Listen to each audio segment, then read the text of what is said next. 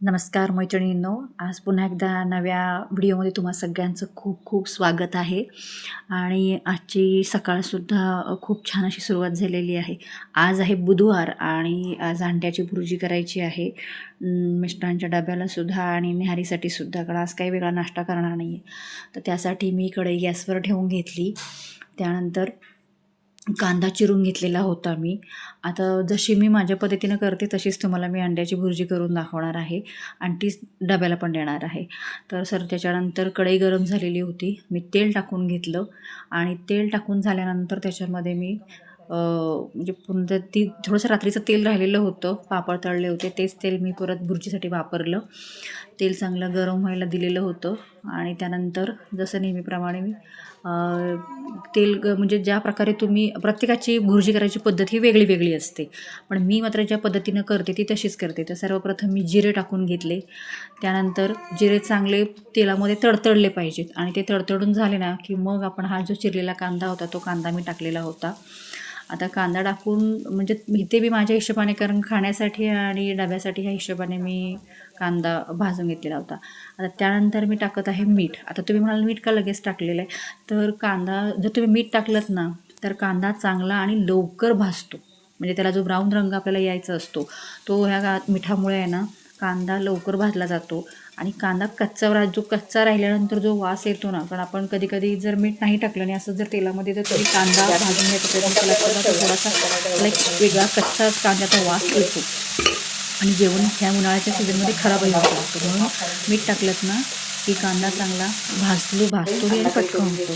तोपर्यंत कांदा भाजेपर्यंत मी इकडे अंडी मला उकळून घ्यायची होती, कारण अंड्याचा थोडासा अंडा मसाला म्हणजे रसभाजी अशी करायची होती, म्हणून मी अंडी कुकर मला ठेवलेली होती. 3 अंड्याचं करायचं होतं. तर इथे सुद्धा पाणी टाकल्यानंतर अंडी टाकल्यानंतर कुकरला ना मी नेहमी अंड्यामध्ये थोडंसं मीठ टाकते की जेणेकरून कधी कधी ना अंडी फटकन म्हणजे शिजताना फुटतात आणि सगळ्या कुकरमध्ये होतात. तर तसं होऊ नये म्हणून सुद्धा एक अर्धा चमचा तुम्ही कुकरमध्ये जेव्हा अंडी शिजायला टाकता तेव्हा ते मीठ टाकायचं.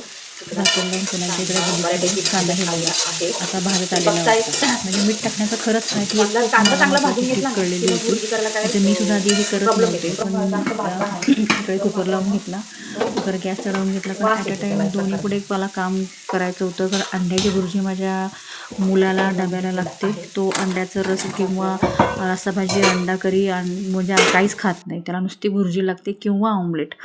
आणि इकडे मग त्याच्या हिशोबाने मी कांदा भाजून झाल्यानंतर एक 2-3 अंडी की जेणेकरून त्याला स्वतःला न्याहारीसाठी आणि डब्याला होतील अशी 3 अंडी ही बघा मी व्यवस्थित कांद्यामध्ये फोडून घेतलेली आहेत.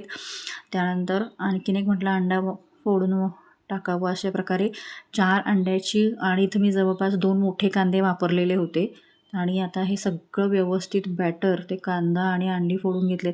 तो गॅस मोठा ठेवायचा यावेळी.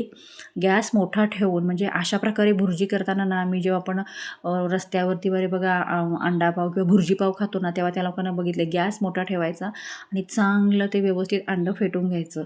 आता त्याच्यामध्ये मी चवीनुसार आपला नेहमीचा किचन किंग गरम मसाला टाकलेला आहे आणि ही नेहमीची माझी धने जिरे पावडर असते ती थोडीशी टाकून घेतलेली आहे. आणि याने थोडासा फ्लेवर चांगला येतो.